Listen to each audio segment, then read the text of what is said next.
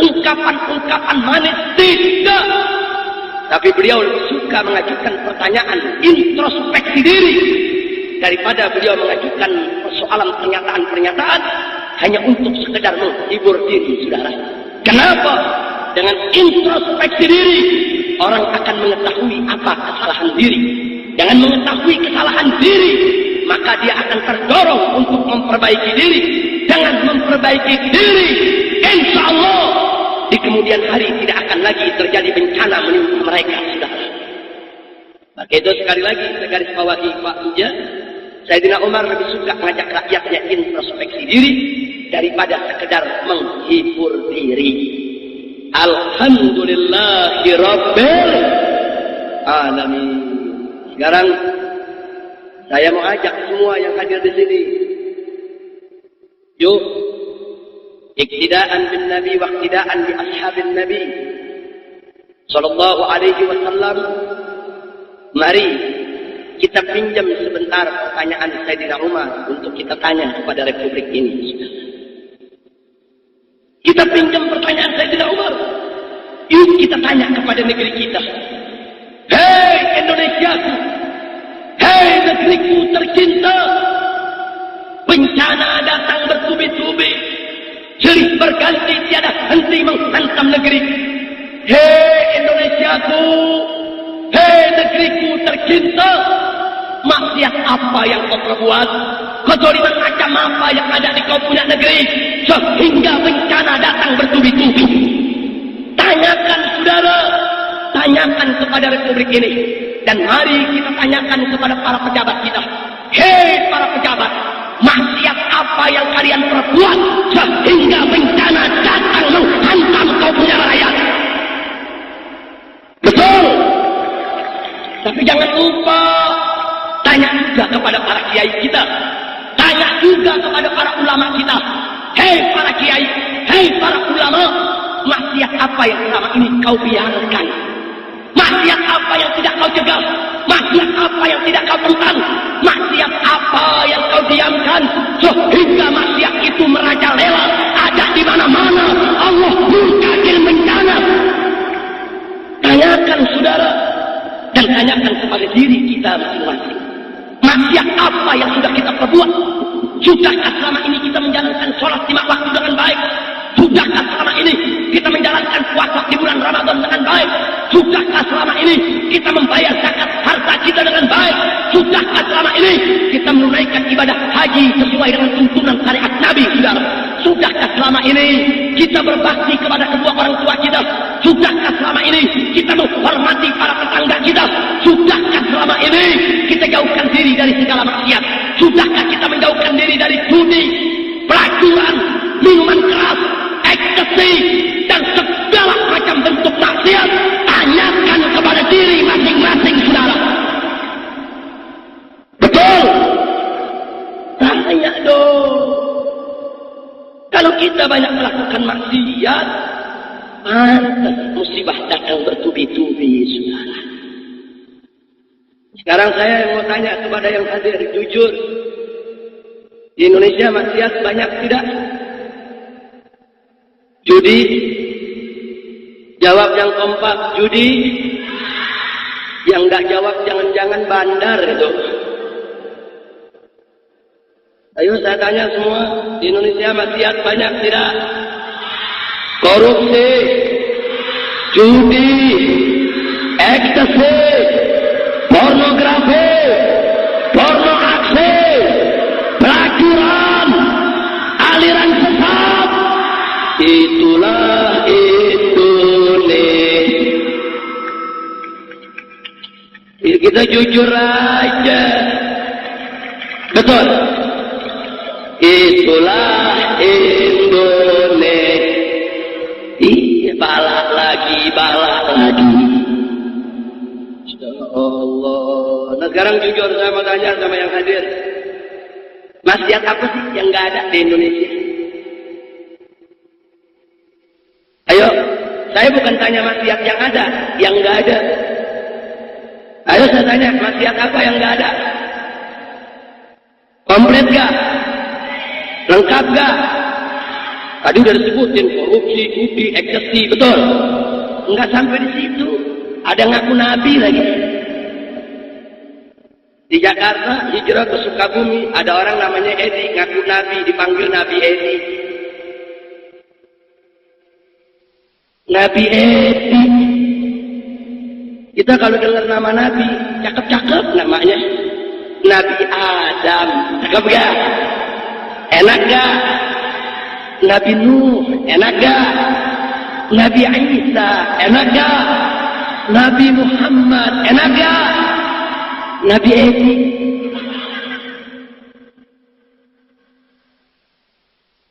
Maaf saudara, nama Edi-nya bagus, tapi jangan pakai Nabi. Edi Suryajaya kan bagus. Edi Kartasasmita bagus. Nabi Edi. Coba lihat apa yang gak ada di Indonesia. Coba lihat. Ada perempuan lagi, namanya Lia, dipanggilnya Lia Edan. Oh Eden, bukan Eden, Edan. Ngaku ketemu Jibril, belakangan ngaku kawin sama Jibril. Jibril nafsu melihat. Astagfirullahaladzim. Akhirnya ditangkap oleh polisi, masuk koran saudara. Apa koran bilang judulnya?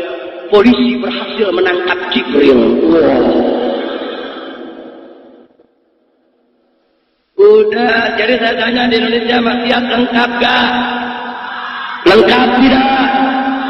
Lengkap tidak? Yang ngaku Nabi ada gak? Ini maksiat apa yang gak ada? Semua maksiat saudara lengkap sudah. Sekarang jujur saya tanya, kalau maksiat banyak, nah sekarang musibah datang bertubi-tubi, wajar tidak? Wajar tidak? Rasain. Lo kok nyukurin, bukan nyukurin. Ini sebagai satu pelajaran buat kita saudara. Jangan sekali-kali menyalahkan Allah. Musibah bencana terjadi bukan karena Allah yang salah.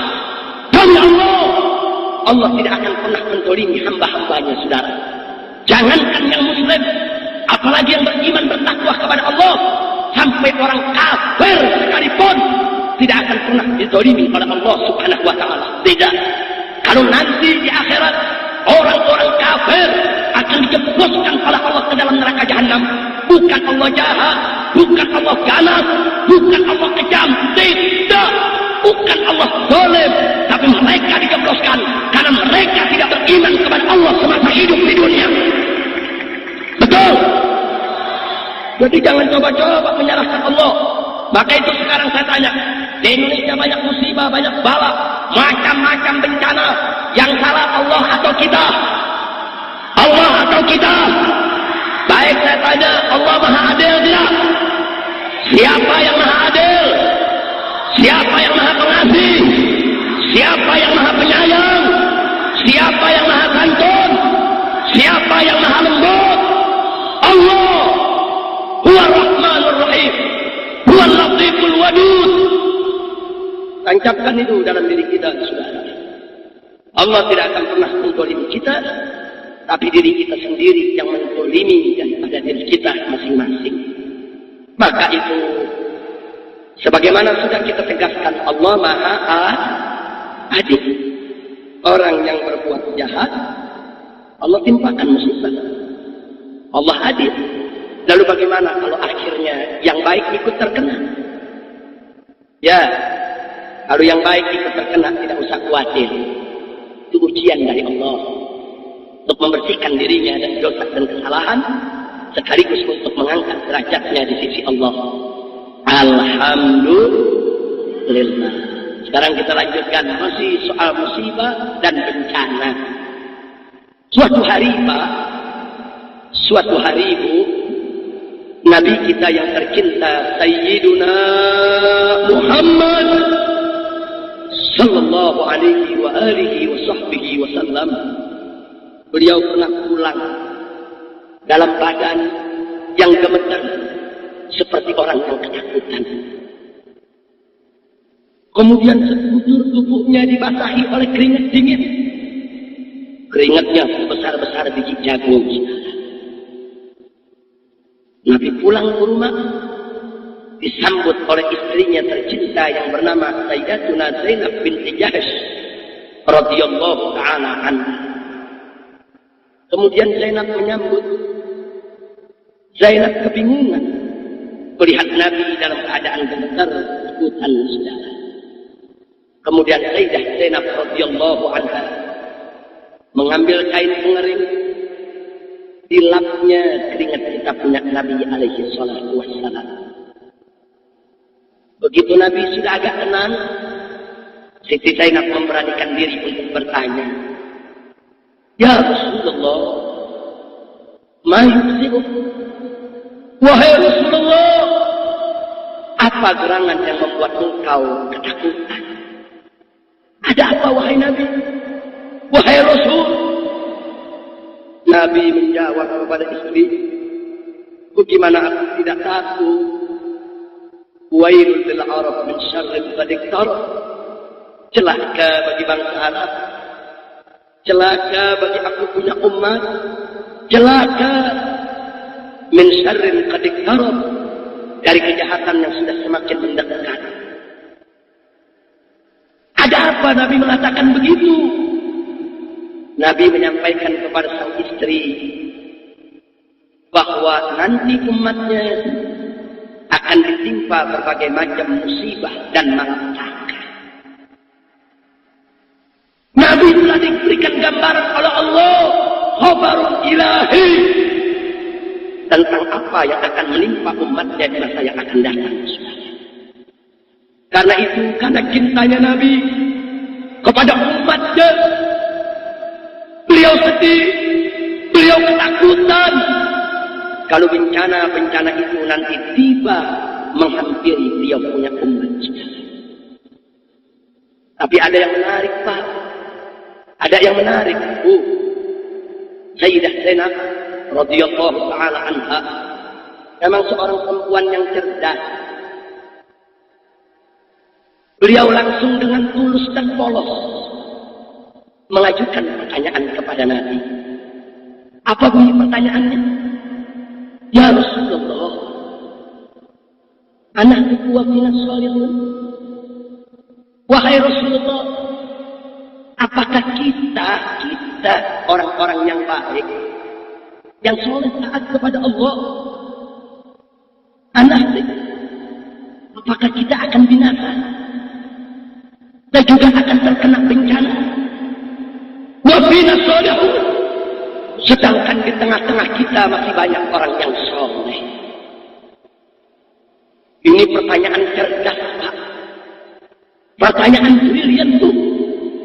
Jadi sang istri bertanya, apakah kita orang baik akan ikut terkena bencana malapetaka? Padahal di tengah-tengah kita masih banyak orang yang soleh, masih banyak orang yang baik, masih banyak orang yang taat kepada Allah Subhanahu wa ta'ala. Apa jawab Nabi alaihi salatu wassalam? Nabi menjawab dengan jawaban yang singkat tapi padat, ringkas namun jelas. Kata beliau, "Na'am, idza kathural khabath." Ya, kita akan ikut terkena bencana. Kita akan ikut terkena musibah. Idza kathural khabath, jika kebejaan sudah merajalela. Masya Allah, Pak, Bu, Nabi jangan tegas menjawabnya. Kita bakal kena bencana. Walaupun di tengah kita banyak orang soleh, banyak orang baik, tapi manakala banyaknya orang baik tadi tidak bisa membendung maksiat, tidak bisa mencegah kemungkaran, sampai kebejatan merajalela ada di mana-mana, maka saat itu bencana akan datang. Walaupun banyak orang baik, tetap mereka akan ikut terkena musibah. Inna lillahi wa inna ilaihi raji'un. Jadi hadis ini membuat bulu kuduk kita bangun. Enggak peduli di sekitar kita banyak kiai, nggak peduli. Nggak peduli di sekitar kita banyak ulama, nggak peduli. Nggak peduli di sekitar kita masih banyak orang baik. Tapi kalau kemungkaran merajalela dibiarkan, atau kalau ulama sudah menolak maksiat berjuang, tapi umat tidak mendukung, umat membiarkan, bahkan umat mendukung ashabul ma'asi, meninggalkan ulama, meninggalkan kiai, sehingga maksiat merajalela di mana-mana, bencana pasti datang, dan orang yang baik akan ikut terkena bencana. Na'udzubillah min. Tidak. Sekarang kan udah mulai kelihatan gejalanya. Ulama ditinggal, kiai ditinggal, tuan-tuan guru tidak dihargai di berbagai daerah, saudara. Masya Allah. Ulama tadi mencoba untuk menegakkan amar ma'ruf nahi munkar, tapi ditinggal oleh umat. Sampai si ulama nggak mampu untuk menghadapi kemunkaran yang ada. Akhirnya kemunkaran merajalela di mana-mana. Maka pada saat itu bencana akan datang. Dan kesian kalau bencana sudah datang, yang kiainya, yang ulamanya, yang santrinya, semua akan ikut digulung oleh musibah, saudara. Inna lillahi wa inna ilaihi raji'un. Makanya saudara, dalam satu hadis qudsi Nabi menceritakan suatu ketika Allah pernah memerintahkan malaikat Jibril alaihi salam. Apa kata Allah? Ya Jibril, ikhlif madinata kada wa kada. Hei Jibril, hancurkan kota yang ini dan hancurkan kota yang itu. Hancurkan, kebalikan. Kemudian Jibril alaihi salam melaksanakan perintah Allah. Dihancurkan kota-kota yang diperintahkan oleh Allah untuk menghancurkannya. Akhirnya tibalah Jibril kepada suatu kota yang Jibril berhenti, nggak berani menghancurkannya, saudara. Kenapa? Karena dalam kota tersebut masih ada seorang soleh. Kemudian Jibril menahan diri, kembali kepada Allah untuk melapor, saudara. Dan Allah Maha mengetahui, tanpa laporan Jibril pun Allah tahu apa yang membuat Jibril menahan diri, saudara. Jibril menyampaikan, ya Rabb, inna fi madinata kada abduka lam yaksika qattun. Ya Allah, wahai Tuhanku, sesungguhnya di kota yang satu ini, yang aku nggak berani menghancurkannya, di dalamnya terdapat abduka, seorang hambamu, lam yaksika qattun, yang tidak pernah maksiat kepadamu sesaat pun. Ini orang soleh, dia nggak pernah maksiat. Apa harus aku hancurkan juga itu kota? Sedangkan itu orang soleh masih ada di dalamnya. Apa jawab Allah dalam hadis qudsi tadi? Ya Jibril, wahai Jibril, hambaku yang soleh itu memang dia soleh. Akan tetapi kata Allah, fa innahu lam yatama'al fiyya qattun. Tapi orang tersebut wajahnya tidak pernah berubah tatkala hukumku dilanggar di hadapannya. Insyaallah Allah menyampaikan kepada Jibril, betul, itu hamba memang soleh, tapi tatkala ada maksiat di hadapan dia, ada kemungkaran di hadapan dia, hukumku dilanggar di hadapan dia, jangankan untuk mencegah, wajahnya pun tidak berubah. Dia tidak peduli. Al-Imam Al-Habib Abdullah bin Ansi Al-Haddad radhiyallahu ta'ala anhu dalam kitab An-Nasaih Ad-Diniyah wal Wasaya Al-Imaniyah menukilkan satu riwayat yang bersumber dari Siti Aisyah radhiyallahu ta'ala anha, di mana diceritakan dalam riwayat tersebut bahwa dulu suatu ketika Allah pernah menghancurkan satu negeri. Padahal di dalam negeri tersebut ada 18.000 orang soleh. Bahkan dalam riwayat tadi yang dinukilkan oleh Al-Habib Abdullah bin Alwi Al-Haddad disebutkan 18.000 orang soleh tersebut a'maluhum ka'a'malil anbiya. amal perbuatan mereka, ibadah mereka seperti amal perbuatan dan ibadah para nabi, saudara. Tapi tetap dihancurkan oleh Allah. Kenapa? Karena maksiat merajalela. 18.000 orang soleh tadi tidak mampu untuk membendung maksiat yang ada, saudara. Kemungkaran di mana-mana, kezaliman di mana-mana, kemaksiatan di mana-mana. 18.000 itu sudah angkat tangan, tidak mampu, saudara. Akhirnya Allah yang turun tangan untuk menghancurkan negeri tersebut.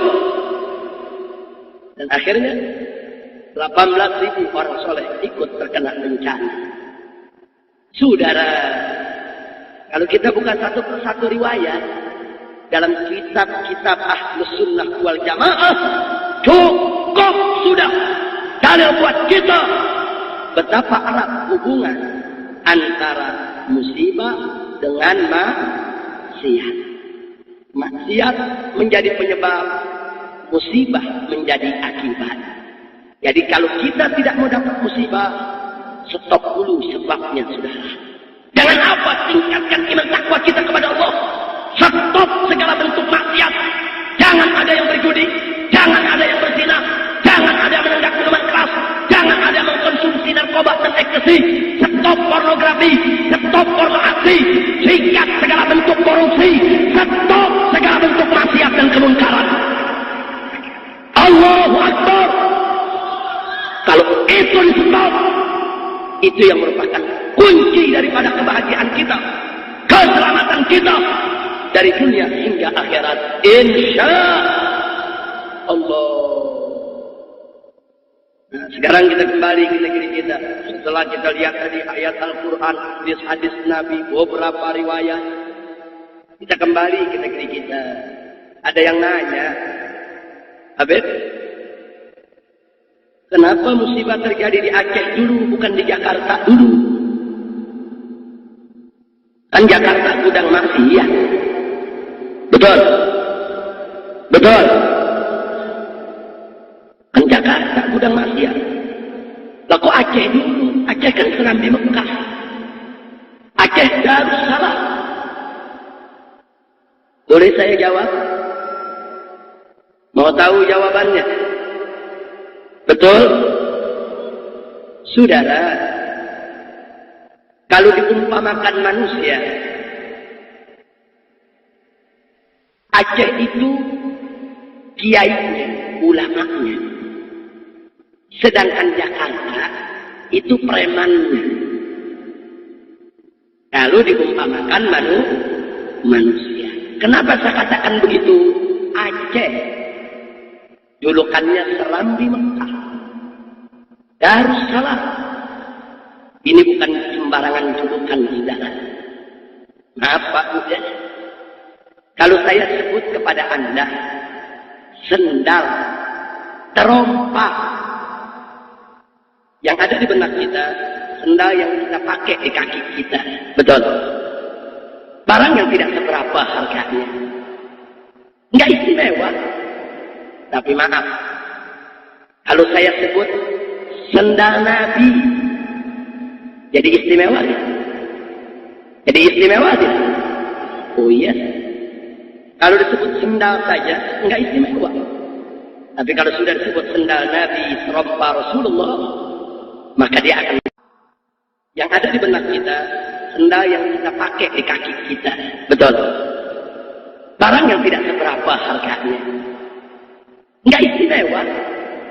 Tapi maaf, kalau saya sebut sendal Nabi, jadi istimewa dia. Jadi istimewa dia. Oh iya. Kalau disebut sendal saja, enggak istimewa. Tapi kalau sudah disebut sendal Nabi, serompa Rasulullah, maka dia akan menjadi istimewa. Begitu juga kalau saya sebut unta. Kalau disebut unta, binatang. Binatang yang tidak memiliki akal yang sempurna seperti manusia. Hanya seekor binatang. Mungkin kita lihat tidak istimewa. Tapi kalau kita sebut unta Nabi, jadi istimewa tidak? Yang bikin istimewa apa? Oh iya. Jadi kalau dalam bahasa Arab itu ada mudhaf dan mudhaf ilaih. Jangan lupa itu. Mudhaf ilaih itu bisa mengangkat derajat mudhafnya, saudara. Nah begitu juga Aceh. Kalau Aceh disebut Serambi, nggak istimewa. Kalau Aceh disebut Serambi Sumatera, nggak istimewa. Kalau Aceh disebut Serambi Indonesia, nggak istimewa. Tapi begitu Aceh disebut Serambi Mekah, ini amanat berat di pundak Aceh, saudara. Aceh menjadi istimewa. Julukan Serambi Mekah itu nggak boleh dipermainkan, nggak boleh disederhanakan, saudara. Itu menjadi satu amanat di mana Aceh harus betul-betul selalu dijaga daripada segala kekotoran maksiat. Betul. Aceh istimewa, saudara. Makanya Aceh saya ibaratkan ulama, kiai. Kalau Jakarta preman. Jakarta nggak disebut Serambi Mekah, sudah. Nggak ada Jakarta disebut Serambi Madinah. Tidak. Nah, lalu kenapa saya umpamakan Aceh kiai, Jakarta preman? Nah, sekarang saya mau tanya. Kalau kiai buat dosa, preman buat dosa, yang mana dosanya gedean? Ayo jawab yang jujur, yang mana dosanya gedean? Jadi kalau dihukum yang mana? Preman dulu atau kiai dulu? Kiai dulu, saudara. Kiai dulu yang dihukum. Betul? Sekarang mari kita lihat. Jakarta preman, Aceh kiai. Sama-sama banyak maksiat. Aceh dulu dikepung. Loh apa di Aceh ada maksiat? Habis. Mari kita buktikan. Aceh. Bangsa Indonesia sudah puluhan tahun merasakan kemerdekaan. Kita bisa tertawa, gembira, senang. Tapi Aceh selama puluhan tahun tidak pernah merasakan kegembiraan tersebut. Di zaman Orde Lama, Aceh dikejar, dituduh sebagai pemberontak. Di zaman Orde Baru, tahun 80-an, diberlakukan operasi militer di Aceh. Ribuan masyarakat Aceh menjadi korban. Dan di era reformasi, perang tetap bergejolak di Aceh, di Bali. Coba kita lihat, ada apa dengan Aceh? Saudara, Tentara Nasional Indonesia dengan gerakan Aceh Merdeka yang dikenal dengan istilah TNI dan GAP, puluhan tahun diadu di Aceh, saling serang, saling tembak, saling bunuh satu sama lainnya di Bali. Saya tidak terlalu simpati kalau GAM perang dengan TNI. Kenapa? GAM punya senjata, TNI punya senjata. Perang berimbang, saudara. Mati di kedua belah pihak biasa. Perang pasti ada korban yang mati dari kedua belah pihak. Tapi yang mengiris hati, saudara, bagaimana nasib rakyat sipil di Aceh? Yang mereka tidak ikut TNI dan mereka tidak ikut GAM. Kesian nasib mereka, saudara. Republik Indonesia mewajibkan kepada orang Aceh untuk membayar pajak. Kalau tidak membayar pajak, mereka dituduh membelot kepada GAM. Mereka akan diseret untuk dihukum, saudara. Begitu juga GAM mewajibkan kepada rakyat Aceh untuk membayar pajak nanggro. Coba-coba orang Aceh tidak bayar, mereka dituduh khianat kepada perjuangan rakyat Aceh. Dan mereka juga akan diseret, saudara, untuk dilaksanakan hukum atas mereka. Kesian, saudara. Kalau mereka bayar itu pajak nanggro kepada GAM, tentara tahu, tentara marah. Kenapa kalian bantu GAM? Dan kalau mereka bayar kepada pemerintah, GAM juga marah. Kenapa kalian bayar kepada penjajah Indonesia? Kesian nasib rakyat, saudara. Akhirnya banyak rakyat Aceh yang diculik, yang dibunuh, yang ditembak. Dan makin lama kezaliman itu makin membabi buta, saudara. Bahkan sampai perempuan-perempuan Aceh, berapa ratus yang diperkosa, berapa banyak penduduk Aceh yang dibantai, ribuan anak-anak orang Aceh dipaksa menjadi yatim. Ya, Aceh Serambi Mekah dikotori oleh darah kaum muslimin. Darah rakyat yang tidak berdosa, darah rakyat yang tidak tahu apa-apa, saudara. Tidak sampai di situ, orang-orang jahat yang memang tidak suka Aceh dilaksanakan syariat Islam, tidak suka Aceh sebagai Serambi Mekah, mereka buka sepanjang pantai barat Aceh sebagai tempat wisata maksiat, saudara. Pantai barat Aceh mulai dari Banda Aceh sampai Melabu, hampir 300 km panjangnya, saudara. Di mana-mana tempat wisata maksiat, mereka gelar di sana. Ada tari pantai, pornografi, porno aktif, pelacuran, kedai-kedai Arab. Mereka bawa perempuan-perempuan dari luar Aceh untuk mengotori Aceh dalam pelacuran. Oh, nggak sampai di situ, Aceh dirubah dari Serambi Mekah menjadi padang ganja, saudara. Oh, sampai di situ, bagaimana dengan ulama Aceh? Bagaimana dengan para habaib dan kiai Aceh? Apa mereka diam? Tidak. Para kiai, para ulama, para habaib, para sayyid, mereka naik di atas mimbar. Mulai dari khutbah Jumat lewat mimbangnya, sampai kepada pengajian-pengajian umum. Mereka kritisi TNI, mereka kritisi GAM, mereka berupaya untuk menolak segala kebatilan, membela kaum muslimin yang tertindas di Aceh. Tapi apa yang terjadi? Kalau suara ulama tadi terlalu keras, malam nanti akan ada rombongan bersenjata jemput dia dari rumahnya, saudara. Sudah dijemput, jangan mimpi untuk pulang ke rumah. 2-3 hari yang akan datang, jasnya akan bisa ditemukan di pinggiran sungai atau di tepian pantai di Bandung, atau bahkan di pinggir hutan. Coba dia, yang Habib diculik dibunuh, yang Sayyid diculik dibunuh, yang Kiai diculik dibunuh, bahkan sampai rektor Universitas Islam Syiah Kuala, rektor, profesor doktor, saudara, ditembak orang tak kenal di tengah jalan. Siapa yang melakukan itu semua? TNI mengatakan GAM punya kerjaan, dan GAM balik mengatakan TNI punya kerjaan. Kita tidak tahu siapa yang melakukan itu, sudah. Dan kita tidak bisa menuduh apakah itu TNI, apakah itu GAM, apakah itu pihak ketiga yang sengaja ingin mengadu domba. Hanya Allah yang tahu, sudah. Tapi ingat, kita jangan pikir Allah tidak tahu tentang semua itu, saudara. Ya, kita tidak tahu siapa yang melakukan, tapi Allah Maha tahu siapa yang melakukan itu semua, saudara. Apa kita pikir Allah akan diam? Para habaib, keturunan Rasulullah, diseret, diculik, dibunuh. Apa mereka pikir Allah akan diam?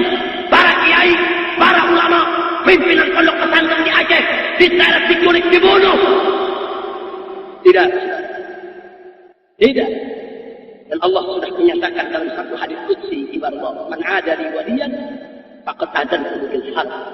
Barang siapa yang mengganggu seorang waliku saja, kata Allah, maka aku sudah umumkan perang terhadap mereka. Jangan kita pikir Allah diam. Tidak. Allah Maha mengetahui kezaliman apa yang berlaku di Aceh, saudara. Tapi terus Allah ulu. Allah berikan kesempatan kepada masyarakat Aceh untuk menegakkan yang hak. Tapi apa boleh kata? Karena sudah terlalu banyak kiai ulama diculik dan dibunuh, akhirnya rakyat Aceh tidak berani bicara, sudah. Mereka semua tutup mulut. Mereka semua menjadi masing-masing menyelamatkan diri. Akhirnya amar ma'ruf nahi munkar 10 tahun terakhir tidak lagi dinikahkan di Aceh, sudah. Ya, begitu ulama sudah lepas tangan, begitu umat sudah lepas tangan, tidak ada lagi yang menegakkan amar ma'ruf nahi munkar. Allah yang turun tangan di Aceh, saudara.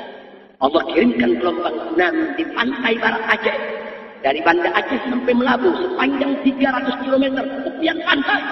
Semua tempat maksiat rata dengan tanah. Tapi itulah, saudara. Kalau Allah sudah kirim bala tentaranya, nggak peduli. Akhirnya yang ulama ikut kena, yang santri ikut kena. ratusan pondok pesantren dihantam, digulung oleh tsunami, saudara. Ada sebuah pondok pesantren di wilayah Lamno dipimpin oleh Kiai Haji Asnawi. Itu santrinya, saudara, belasan ribu, luar biasa pondok pesantren besar. Dihantam dengan tsunami. Itu yang tersisa hanya Pak Kiai dengan 16 santrinya, saudara. Keluarga Pak Kiai, anak menantu, cucu, semua digulung. Tidak ketahuan entah kemana mayat mereka, saudara. Belasan ribu santri semua digulung. Bahkan sampai pondok pesantren, tanda patok tanahnya pun hilang semua, lenyap digulung tsunami. Saudara, karena kalau sudah datang nggak peduli mau kiai apalagi bajingan. Nggak ada itu tsunami nanya mana rumah kiai, nggak ada.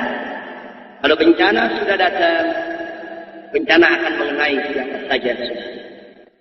Kami saksi mata. Saya bawa 1.300 laskar front pembela Islam ke Aceh sehari pasca tsunami.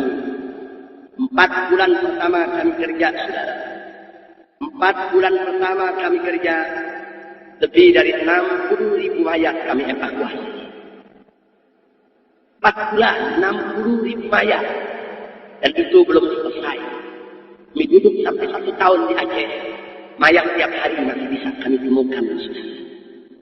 Kami lihat dengan mata kepala kami sendiri. Ribuan mayat bayi yang tidak berdosa berserakan.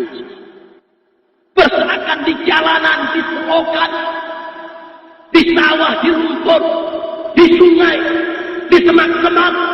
Apa dosa bayi, ibadah Allah? Kullu mauludin yuladu ala fitrah. Setiap anak yang dilahirkan ke atas muka bumi ini dalam keadaan suci. Tapi coba lihat, kesian. Bayi yang tidak berdosa sekalipun digulung oleh tsunami. Saudara, kalau kiai digulung, santri digulung, bayi yang tidak berdosa digulung, jangan bertanya tentang mereka yang bertingkat. Ribuan mayat tentara, ribuan mayat polisi, kami yang kumpulkan. Lengkap dengan senjata mereka, lengkap dengan granat, amunisi dan peluru mereka. Ribuan mati di mana-mana. Dan kami masih temukan lagi pasukan-pasukan bersenjata yang tidak dikenal, lengkap dengan senjata dan amunisi. Kemana mereka saat tentara Allah datang? Mana senjata mereka? Mana granat mereka? Mana amunisi mereka? Mana panser mereka? Apa mereka punya kekuatan untuk menolak datangnya tentara Allah? Tidak. Allahu Akbar. La haula wa la quwwata illa billahil aliyyil azim. Kekuatan Allah, saudara. Panser-panser tentara itu hantam gelombang tsunami. Itu terbuat dari baja Israel. Coba lihat. Tapi itu tadi, saudara, kalau Allah sudah turun tangan, kesian. Yang baik itu tenang. Tapi mudah-mudahan, sebagaimana tadi sudah kita ungkap, musibah yang menimpa orang-orang baik tersebut akan menghapuskan segala dosa mereka, meninggikan derajat mereka di sisi Allah, dan menjadi penyebab turunnya rahmat akan mereka masuk ke dalam surganya Allah. Amin ya Rabbal Alamin. Saudara, Aceh belum selesai. Terjadi gempa Jogja. 300 laskar FPI kami kirimkan ke Jogja. Dari sebelum terjadi gempa, karena kami waktu itu mengikuti program waspada Merapi. Tapi tiba-tiba terjadi gempa. Masya Allah, ribuan orang mati, saudara, walaupun tidak sedahsyat Aceh. Ratusan mayat kami evakuasi dari balik reruntuhan. Belum selesai Aceh, datang lagi tsunami di Pangandaran. Ada apa dengan Jogja? Kita tidak bisa menutup mata. Jogja ini pusat kristenisasi, saudara. Pusat pemurtadan di mana-mana. Dan banyak orang mencampur adukan antara ajaran Islam dengan ajaran kejawen. Banyak orang yang sudah percaya dengan hal-hal yang berbau kemusyrikan, akhirnya datang terjadi apa yang terjadi di Jogja. Dan kita jangan tutup mata dengan Pangandaran. Kami juga turun di Pangandaran. Seluruh laskar FPI yang ada di Ciamis, Cilacap, Tasik dan Garut, dari mulai malam terjadi bencana, mereka semua turun di Pangandaran, saudara. Itu seluruh tempat maksiat yang ada di pinggiran Pangandaran, porak-poranda. Tempat maksiat. Ya, selama ini ulama-ulama Ciamis sudah kasih tahu. Ulama-ulama Ciamis sudah bicara. Tapi mereka tidak peduli. Tetap kemaksiatan merajalela di Pangandaran. Jadi jangan salahkan Allah kalau Allah kirimkan bencana tersebut. Lalu bagaimana Jakarta? Tinggal tunggu giliran. Memang kita tidak mau terjadi bencana. Karena itu kami tegakkan amar ma'ruf nahi munkar. Kami lawan berbagai macam kemungkaran di ibu kota Jakarta. Agar Allah tidak memporak-porandakan ibu kota, saudara. Tapi kalau memang ternyata kemaksiatan itu tetap merajalela dan kemampuan kami hanya sebatas itu untuk mencegah kemunkaran, apa mau dikata? Serahkan kepada Allah, pasrahkan apapun yang terjadi, saudara. Dan saya bisa bayangkan, Jakarta dihantam gempa dengan kekuatan di atas 8 skala Richter saja. Berapa juta yang akan jadi korban, saudara? Gedung-gedung pencakar langit. Jakarta setiap hari penduduknya ada 15 juta orang. Dan kalau di hari kerja, penduduknya bisa mencapai 20 juta orang. Ngurus mayat 130.000 mayat di Aceh. 1 tahun baru kelar. Karena tertimpa reruntuhan, nggak mudah untuk mengangkatnya. Mayat-mayat ada di alam terbuka. 1 minggu tidak kita angkat. Di alam terbuka, perut-perut mereka mulai meletus. Masuk 1 bulan, badan mereka sudah mulai dimakan oleh belatung. Ulat di mana-mana, bolong di sekujur badan. Kalau sudah masuk 2 bulan, maka mayat-mayat tersebut sudah membusuk. Hati-hati cara mengangkatnya. Asal sedikit kita angkat, maka kepala, tangan, dan kaki bisa lepas dari badan. Enggak sampai di situ.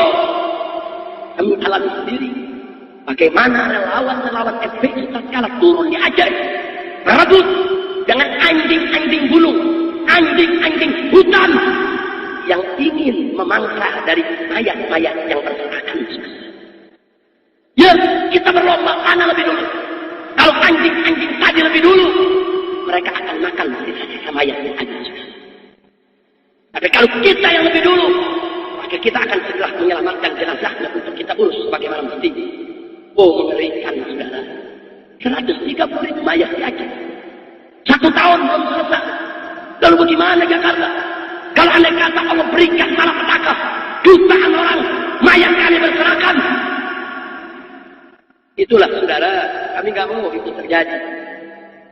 Jinya tegakkan amar ma'ruf nahi munkar. Ya, saya juga ingin berpesan kepada orang Bangkalan, saudara saya di Madura, yang kiri kanannya adalah lautan, saudara. Hati-hati. Jangan sampai terjadi kemarin kami datang ke Aceh, datang ke Jogja, datang ke Pangandaran untuk mengevakuasi mayat saudara-saudara kami di sana. Jangan sampai besok kami datang ke Madura untuk mengevakuasi mayat Anda, saudara. Sekarang saya tanya, mau selamat tidak? Mau selamat tidak? Betul. Tingkatkan iman takwa, saudara. Stop segala bentuk maksiat, tetek. Hanya itu yang bisa menyelamatkan kita di ibadah. Hati-hati, Pak Buya. Hati-hati. Kalau bencana bisa menghantam yang seram di Mekah. Demi Allah, setiap saat bencana itu bisa terjadi di mana-mana. Siapa yang sangka di Sidoarjo tiba-tiba ada gas tersembur begitu hebat, tanpa ada yang bisa menghentikan, saudara. Saudara yang tinggal di pinggir laut, hati-hati dengan tsunami. Yang tinggal di atas gunung, hati-hati dengan letusannya. Yang tinggal di pebukitan, hati-hati dengan longsornya. yang tinggal jauh dari gunung, jauh dari perbukitan, jauh dari laut. Kami Allah. Bumi di bawah telapak kaki kita setiap saat bisa terbelah untuk menelan kita. Allah bisa mengirimkan malapetaka kapan saja, di mana saja, dalam bentuk apa dan bagaimana saja, sesuai dengan kehendak Allah. Kalau kita ingin menyetop agar bencana itu tidak terjadi, ketuklah pintu rahmat Allah. Karena Allah berfirman dalam hadis qudsinya, sabaqat ghadabi rahmati. Rahmatku mendahului kemurkaanku. Bagaimana cara menutup pintu rahmat Allah? Tingkatkan iman takwa, jalankan segala perintah Allah dan Rasulnya, tinggalkan segala larangannya, semata-mata hanya untuk mendapatkan ridha Allah. Dan stop segala bentuk maksiat yang mampu kita stop. Yang tidak mampu, serahkan kepada Allah sendiri. Allah akan menyelesaikan sisanya. Kalau kita sudah memulai dengan kemampuan kita sudah. Insya Allah. Hati-hati, saya di sini bukan lagi menakut-nakutkan, tidak. Fadzakir, innama anta mudzakir. Kita cuma ngasih peringatan aja, cuma ngasih peringatan. Dan ingat, inna dzikra tanfa'ul mu'minin. Peringatan itu sangat manfaat bagi orang yang beriman. Jadi stop dari segala kemunkaran dan kemaksiatan. Mudah-mudahan Allah selamatkan Madura ini. Allah jadikan Madura ini sebagai jaziratan salihah, jaziratan thayyibah, jaziratan mubarakah. Amin ya rabbal alamin. Nah, saudara, akhirnya setelah panjang lebar ceramah bicara tentang berbagai macam kemungkaran dan kemaksiatan, bala saatnya saya untuk menyampaikan, inilah sebabnya Pak, inilah sebabnya Bu, kenapa saya dan kawan-kawan di Front Pembela Islam mati-matian jatuh bangun untuk menegakkan amal ma'ruf nahi munkar. Maaf Pak Bu ya, memang banyak orang mengecam kami, banyak orang tidak suka dengan cara-cara kami, dan memang kami juga akui cara-cara kami banyak dinilai sebagai cara-cara yang kasar, yang jauh dari kelembutan. Tapi Anda tidak boleh lupa bahwa semua berita-berita itu merupakan bentukan media yang sering umat Islam tidak lagi melakukan konfirmasi dan tabayyun. Saya mau sampaikan Bapak Ibu kepada semua yang saya cintai, bahwa kemungkaran manakala masih bersifat individual perorangan, itu kita nggak boleh kasar, Pak. Kita nggak boleh kasar, Bu. Kita mesti lembut, kedepankan kesantunan. Maksud saya maksiat individual perorangan, maksiat yang dilakukan dari orang ke orang. Ada yang judi, yang nggak sholat, dan seterusnya. Itu maksiat perorangan. Saya tidak memandang remeh maksiat perorangan.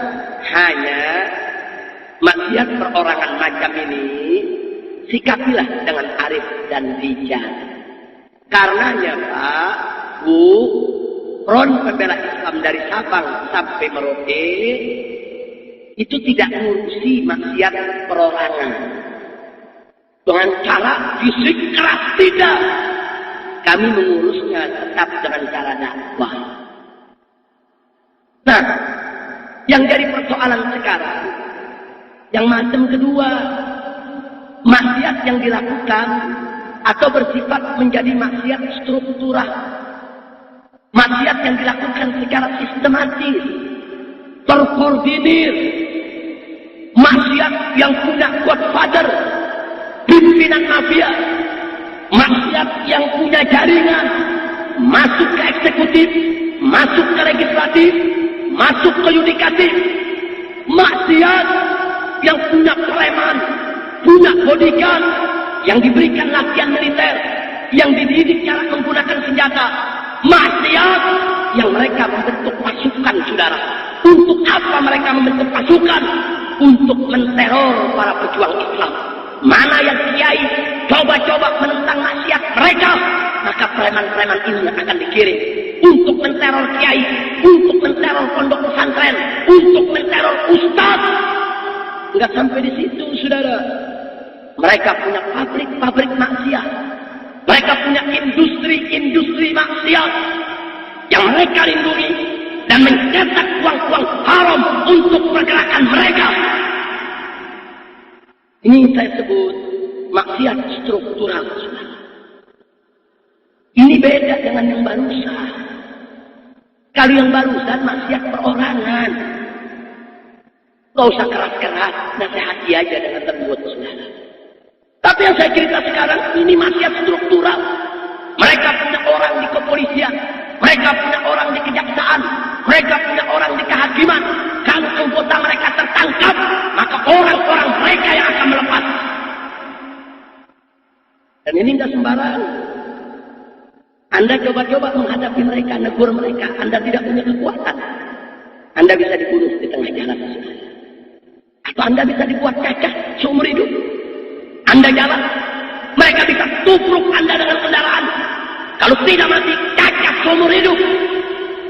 Ini cara-cara biadab mereka lakukan. Saya 16 tahun menghadapi orang-orang macam ini. Bukan baru 1 tahun, 2 tahun kita berjuang. Tidak. 16 tahun kita jatuh bangun sudah. Untuk menghadapi mereka, kita nggak bisa sendiri. Mereka punya kekuatan, kita juga harus punya kekuatan. Mereka punya pasukan, kita juga harus punya pasukan. Mereka siap mati, kita harus lebih siap untuk mati, saudara. Allahu Akbar. Mereka punya sistem, kita juga mesti tersistem, saudara. Mereka terorganisir, kita juga harus terorganisir. Dan mereka punya jaringan, kita juga harus punya jaringan, saudara. Ini maksiat yang kami hadapi, Pak. Ini yang kami perah. Ini yang kejahatannya kami begitu keras galak. Dan media tidak pernah mengungkapkan ini, saudara. Mereka punya uang, mereka bayar itu media. Jangan kau buat ya berita tentang kalau kami ini punya industri maksiat. Muat saja itu berita yang FPI brutal, FPI biadab, FPI garang. Mereka punya uang dan mereka punya jaringan, saudara. Pak, Bu, ada lagi yang lebih parah. Ini yang saya mau sampaikan. Kalau maksiat tadi, baru bentuknya sindikat mafia saja. Masih ringan, Pak. Masih ringan, Bu. Kita masih bisa ngadepinnya dengan mudah, insya Allah. Tapi sekarang yang jadi persoalan, maksiat di Indonesia sudah dijadikan sebagai senjata perang oleh musuh-musuh Islam untuk menghancurkan negeri dan bangsa ini, saudara. Kalau Anda mau tahu, sebelum saya rincikan, saya cerita dulu sedikit. Tolong dicatat saya. Di dalam sejarah ada yang disebut perang candu. Perang candu. Apa sih itu perang candu? Dulu, Pak, Bu, negeri Cina itu berbentuk kekaisaran, dipimpin oleh seorang kaisar. Negeri Cina begitu luas dan ditakuti oleh musuh-musuhnya, saudara. Tumbang berantakan menjadi negara-negara kecil di Eropa. Sedangkan kekaisaran Persia dengan izin Allah jatuh ke tangan kaum muslimin. Sedangkan kekaisaran Cina tetap berdiri dengan tegak, saudara. Singkat cerita, masuk zaman kolonialisme, masuk zaman imperialisme, negara-negara barat dipimpin oleh Inggris, mereka punya ambisi untuk merebut Cina, saudara. Untuk menjatuhkan Cina. Lalu apa yang mereka lakukan? Mereka menantang Cina untuk perang terbuka. Mereka tidak berani. Kenapa? Tentara Cina jumlahnya banyak. Mereka kuat. Mereka terlatih. Mereka terampil ilmu bela diri, saudara. Dan mereka pengalaman perang di berbagai medan. Perang di hutan, di gurun pasir, di gurun salju, di laut, di darat, di hutan.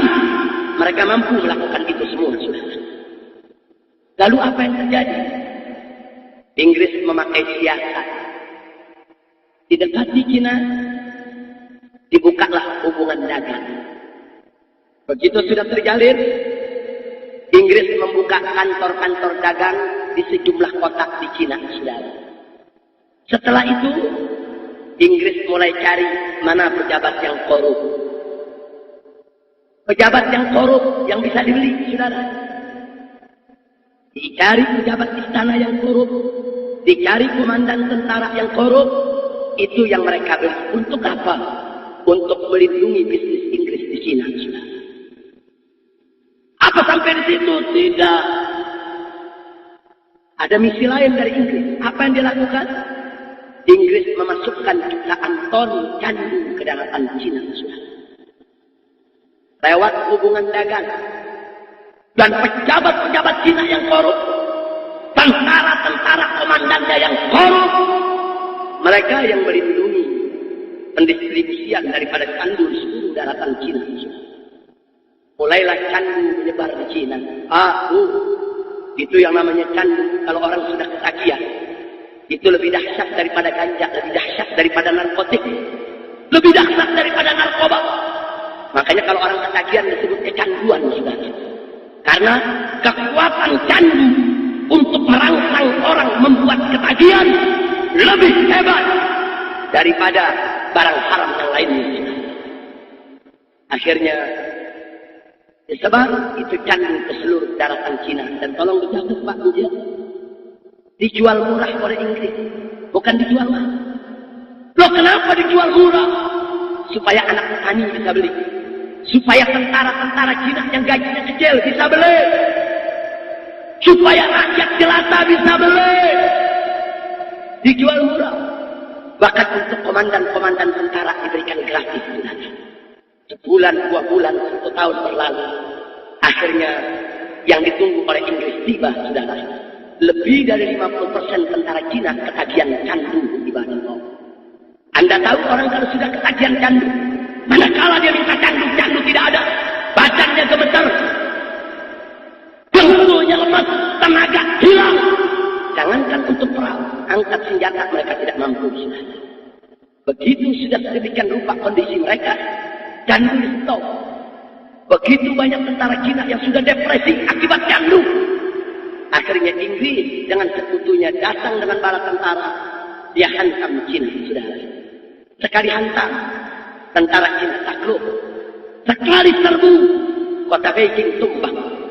Sekali tempur, Kaisar Cina menyerah, saudara.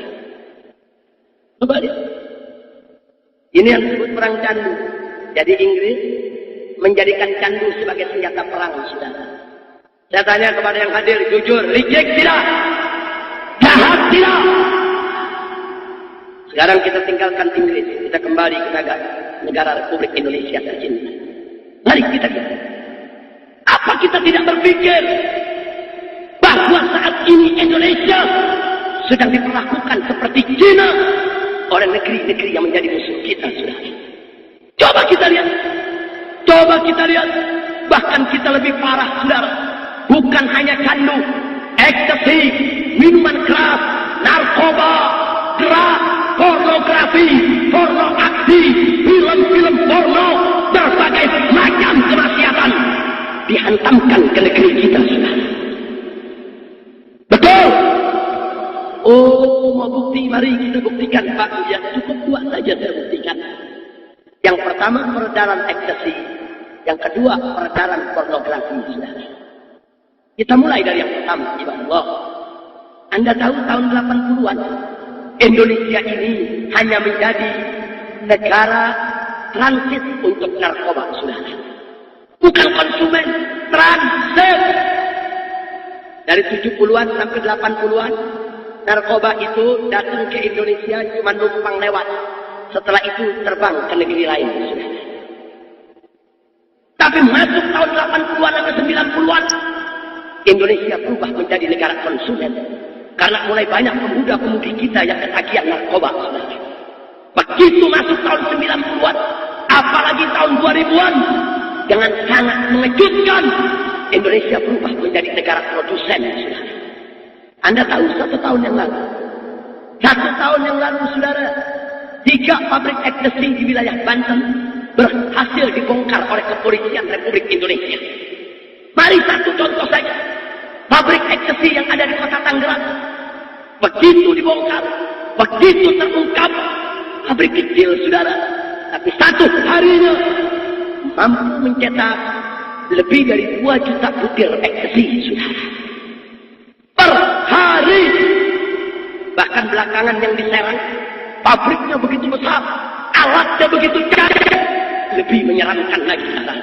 Mereka mampu mencetak ekstasi 1 juta butir per jam, saudara.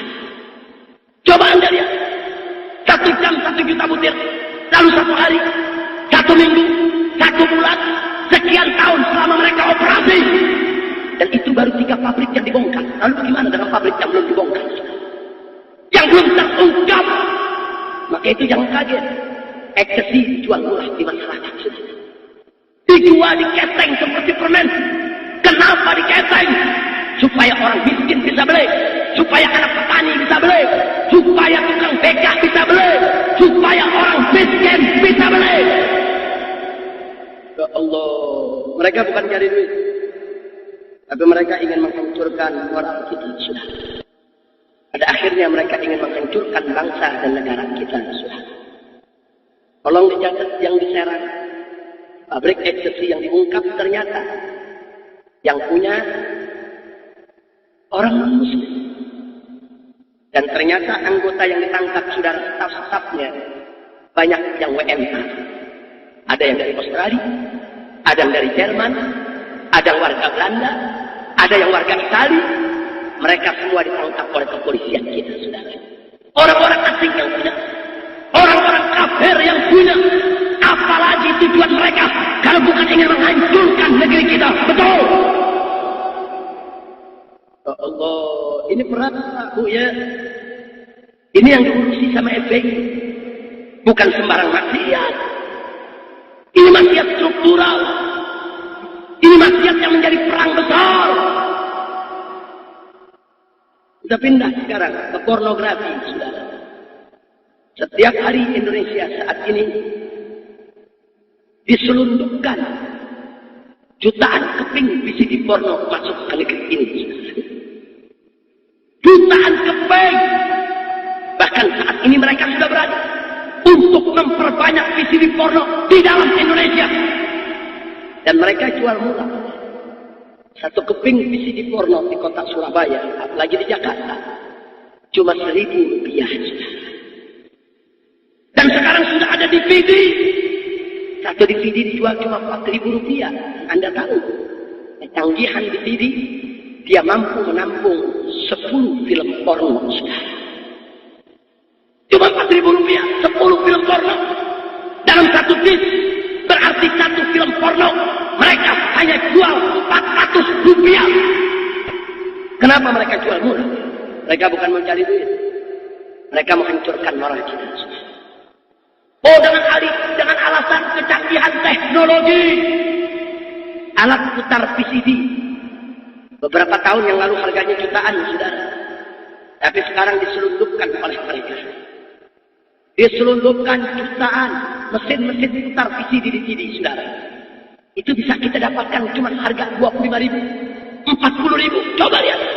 Kenapa dijual murah? Supaya orang miskin bisa beli. Supaya anak-anak muda bisa beli. Supaya anak sekolah bisa beli. Supaya petani bisa beli. Mereka menghancurkan moral kita di mana?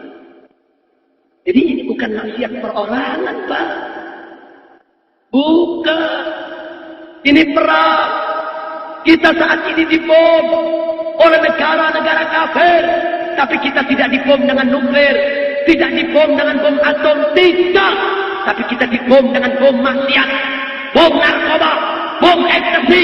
Bom VCD porno. Ya Allah. Dan Anda tahu, saudara, kalau bom atom atau bom nuklir, ledakannya terlihat mata. Suaranya terdengar telinga, saudara. Tapi kalau bom maksiat, ledakannya tidak terdengar dan tidak terlihat, saudara. Tapi akibatnya bisa kita rasakan. Anda tahu sekarang apa yang terjadi di negeri kita? Bara-bara maraknya ekstasi, gara-gara VCD porno di mana-mana. Mari kita lihat berapa banyak sekarang bapak yang memperkosa anak kandungnya sendiri. Betul. Berapa banyak sekarang saudara kakek yang memperkosa cucunya. Coba kita lihat kakak yang memperkosa adiknya, adik yang memperkosa kakaknya.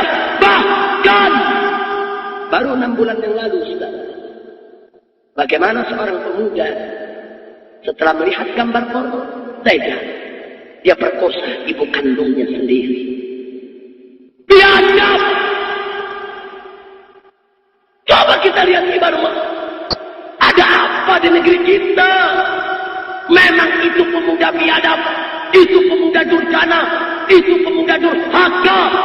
Tapi tunggu dulu saudara, kita perlu bertanya, kenapa ada pemuda Indonesia yang selama ini dikenal begitu berbakti kepada orang tua, begitu takut kepada orang tua, begitu cinta kepada ibu.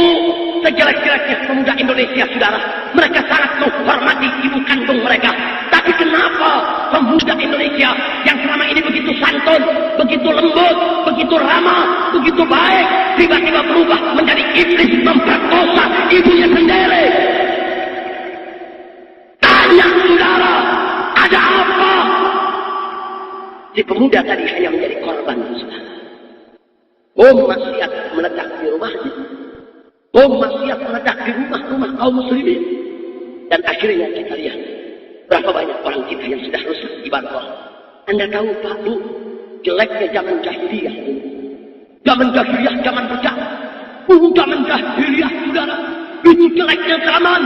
Tapi sejelek-jeleknya zaman jahiliyah, tidak ada anak memperkosa ibu kandungnya sendiri saudara. Kita dihancurkan Pak, kita dihancurkan Pak. Dan maaf Pak Bu, kesian anak-anak gadis kita. Kenapa saya katakan kesian? Dulu Pak Bu, tahun 70, 80-an, anak-anak gadis kita kalau sudah masuk pintu halaman rumah, dia akan merasa aman dan tenang dari godaan lelaki hidung belang saudara. Kenapa dia tenang? Karena dia tahu di rumah ada bapaknya yang akan membela dia, ada abangnya yang akan menjaga dia, ada temannya yang akan ikut melindungi dia saudara. Apalagi kalau sudah masuk ke dalam rumah, apalagi kalau sudah masuk dalam kamar pribadi, aman dulu. Tapi saat ini kesian anak-anak gadis kita. Jangankan masuk ke dalam halaman rumah, jangankan masuk ke dalam rumah, sampai di kamar pribadi pun mereka tidak lagi aman. Manakala si anak gadis tahu bapaknya suka nonton VCD porno, abangnya suka mengkonsumsi ekstasi, pamannya suka melihat gambar-gambar porno, maka si anak gadis tidak akan pernah bisa aman. Kenapa? Karena bapaknya, abangnya, pamannya, keluarganya sendiri akibat kemungkaran tadi setiap saat bisa berubah menjadi setan yang siap untuk memperkosa anak gadis tersebut saudara. Betul, betul. Sampai kapan ini kita mau biarkan saudara? Makanya Pak Bu, sebelumnya saya minta maaf. Itulah salah satu sebab kenapa anak-anak kami dari Laskar Front Pembela Islam, manakala mereka serbu gudang ekstasi atau gudang VCD porno atau gudang-gudang maksiat lainnya, mereka kelihatan begitu garang. Ada apa? Sebab Pak Bu, pada saat anak-anak kami serbu gudang VCD porno atau gudang ekstasi, saat di tangan mereka, mereka sita VCD porno dan ekstasi. Yang mereka lihat di tangan mereka, ini bukan VCD porno, ini bukan ekstasi, tapi ini adalah amunisi musuh yang ditembakkan ke umat Islam. Ini adalah bom waktu yang ditanamkan oleh musuh ke rumah setiap orang Islam. Ini adalah amunisi perang. Karena anak-anak kami lihat ini adalah perang, maka mereka harus jawab dengan perang. Perang hanya bisa dijawab dengan perang. Itulah karenanya mereka hancurkan gudang-gudang VCD porno dan ekstasi saudara. Insya Allah, ini bukan maksiat biasa Pak, bukan.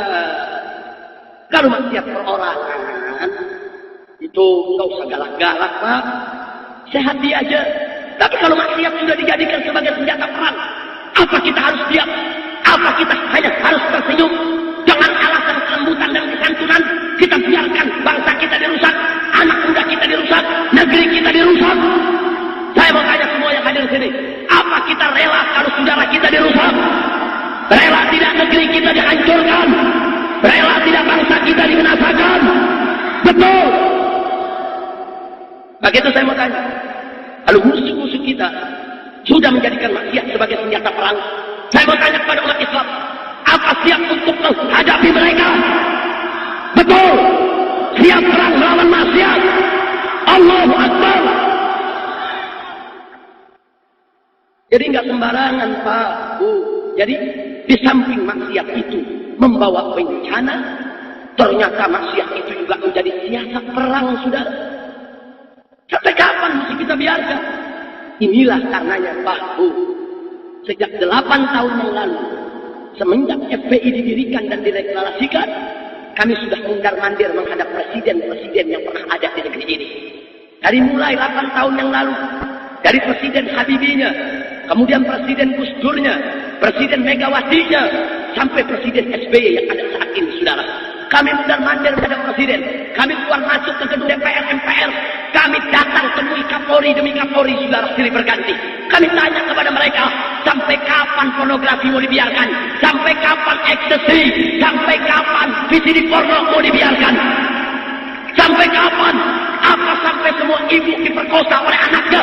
Apa sampai semua bapak memperkosa putri-putrinya? Sampai kapan mau dibiarkan? Ya Allah, ini perang, ini perjuangan.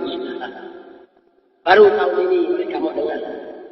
Baru tahun ini mereka bicara rancangan undang-undang anti pornografi dan pornoaksi, sudah. Alhamdulillah, alhamdulillah. Walaupun 8 tahun kami menunggu, tapi akhirnya kita sudah tiba pada satu proses di mana mereka sudah mulai mau mendengar dan membahas, saudara. Walaupun gak gampang, Pak. Untuk menggolkan RUU APP gak gampang. Banyak penghalangnya, banyak musuhnya, banyak yang mencoba untuk menggagalkannya. Betul. Begitu saya tanya, pornografi, pornoaksi di Indonesia dilarang, setuju tidak? Setuju tidak? Kalau dibuat aturan tidak boleh ada pornografi, pornoaksi di Indonesia, setuju tidak? Saudara, ini perjuangan. Tapi sedih, Pak, Bu. Kalau yang kami hadapi musuh-musuh kami, oknum-oknum pejabat, bejat. Bagi kami tidak ada apa-apanya, saudara. Tidak ada apa-apanya.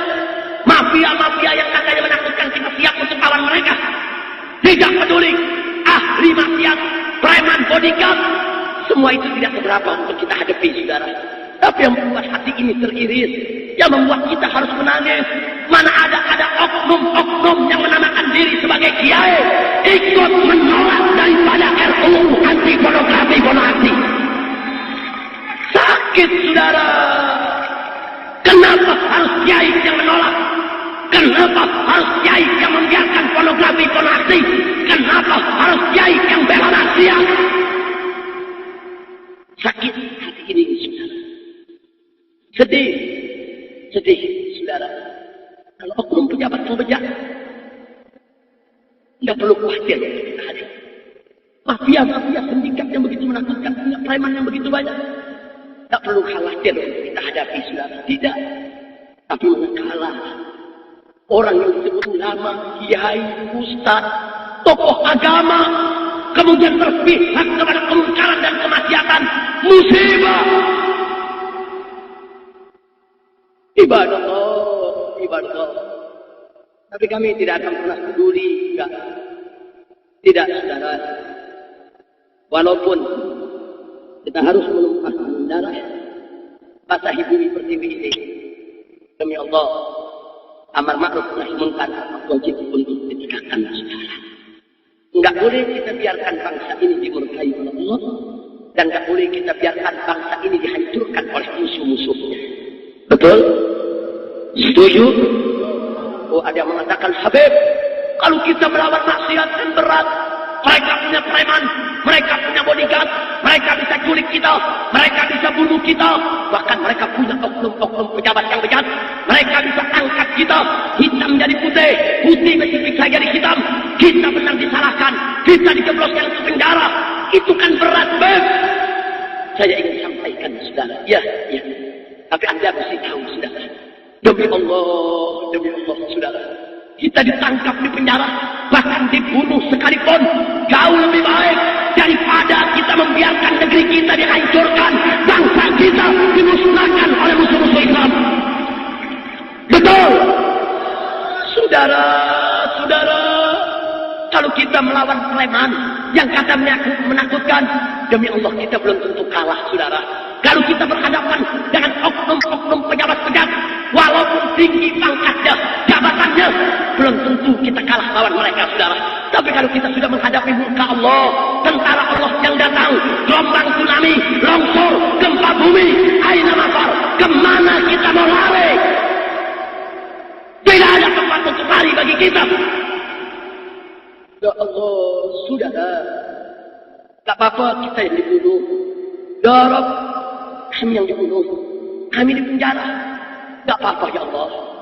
Kami duduk situ ya Allah. Jangan kau murkai negeri ini. Jangan kau murkai bangsa ini. Jangan kau binasakan umat Islam yang ada di negeri ini ya Allah. Tak apa-apa. Kita berkorban di jalan Allah. Asal Allah tidak turunkan azabnya. Tak apa-apa. Kalau kita diam menghadap maksiat, saudara, tsunami datang, gempa datang, yang kena bukan diri kita saja, saudara. Bapak kita, ibu kita, nenek kita, kakek kita, istri kita, anak kita, guru kita, santri kita, keluarga kita, sampai tetangga kita, masyarakat kita, kampung kita, negeri kita, semua ikut terkena bencana. Ya Allah, tapi kalau kita lawan preman, kita yang kena dari penjara sama aparat yang bejat. Cuman kita yang kena, saudara. Gak apa-apa. Anak kita, istri kita, ada Tuhannya yang menjaga, ibadallah. Maka itu saya sampaikan sekali lagi kepada semua, ibadallah. Inilah sebabnya kenapa kadang-kadang kami harus mengambil sikap tegas, karena kami lihat ini adalah perang. Dan ini perang lebih menakutkan daripada perang dengan senjata. Kalau kita perang dengan senjata dengan orang kafir, kita tembak dia tembak kita, salah satu atau keduanya mati, selesai sudah. Kalau kita perang lawan manusia, dia bukan hanya tembak kita, dia hancurkan istri kita, dia hancurkan anak kita, dia hancurkan keluarga kita, dia hancurkan anak cucu kita, dia hancurkan generasi kita. Dan ini perang yang sangat-sangat menakutkan di bangsa. Maka itu, Pak Bu, kami tidak akan pernah kompromi. Enggak. Kita enggak peduli. Mau siapapun orangnya. Apakah itu kiai? Apakah itu tokoh agama? Apakah itu dianggap wali? Kalau salah, katakan salah. Hak, katakan hak. Batil, katakan batil. Benar, katakan benar. Betul? Enggak boleh, saudara. Mentang-mentang seorang kiai, kita hormati selama ini. Tahu-tahu melakukan satu kesalahan, kita biarkan. Haram. Haram, saudara. Enggak boleh kita biarkan. Kalau kita cinta kepada para habaib kita, kita cinta kepada para kiai kita, kita cinta kepada para ulama kita, saat mereka lupa, diinginkan, saudara. Saat mereka salah jalan, diluruskan, saudara. Bukan membiarkan mereka makin tersesat. Ya Allah. Itu kami tidak peduli. Oh, saya diancam. Katanya mau dicegat, mau diculik, mau dibunuh. Dipikir kita takut. Tidak, ibadallah. Malam ini seorang habib mati terbunuh di jalan dakwah. Besok atau lusa akan lahir ribuan habaib yang lainnya untuk melanjutkan perjuangan saudara. Allahu Akbar. Dan ingat, malam ini seorang kiai diculik dibunuh karena menegakkan kebenaran. Masih ada jutaan kiai yang siap untuk mengobarkan perang melawan kezaliman saudara. Betul. Allahu Akbar. Jadi kita tidak akan pernah mundur untuk mengatakan yang hak itu hak, yang batil itu batil. Kami bukan orang politik, kami bukan orang pantai. Front Pembela Islam bukan partai politik. Kami hanya menegakkan amar ma'ruf nahi munkar. Oh, kemarin diancam Habib, katanya FPI mau dibubarkan. Saya jawab singkat, FPI nggak usah dibubarkan. Asal tegakkan hukum di Indonesia, stop maksiat, FPI bubar sendiri. Betul? Betul? Karena FPI bukan tujuan perjuangan. FPI itu cuma kendaraan untuk menuju Allah. Tujuan perjuangan kita adalah ridho Allah, bukan FPI sekarang. Maka itu saya tidak pernah gusar. Apa FPI mau dibubarkan? Tenang aja. Kenapa sih repot-repot? FPI boleh dibubarkan. Tapi saya tanya, amar ma'ruf nahi munkar bisa dibubarkan nggak? Nggak bisa. Oh, hari ini Front Pembela Islam dibubarkan nggak apa-apa. Besok saya dirikan Front Pecinta Islam. Dibubarkan lagi. Lusanya saya bentuk lagi Front Penegak Islam. Dibubarkan lagi. Hari berikutnya saya bentuk lagi Front Persaudaraan Islam. Pengurusnya tentu juga. Kenapa sih bingung, sudah? Kenapa bingung? Jangan nama sebuah organisasi, sudah. Jangan. Oh, saya larang keras kalau aktivis FPI fanatik kepada organisasi. Tidak. Dia harus fanatik kepada perjuangannya, fanatik kepada Allah, fanatik kepada agamanya, fanatik untuk menegakkan Islam dan menegakkan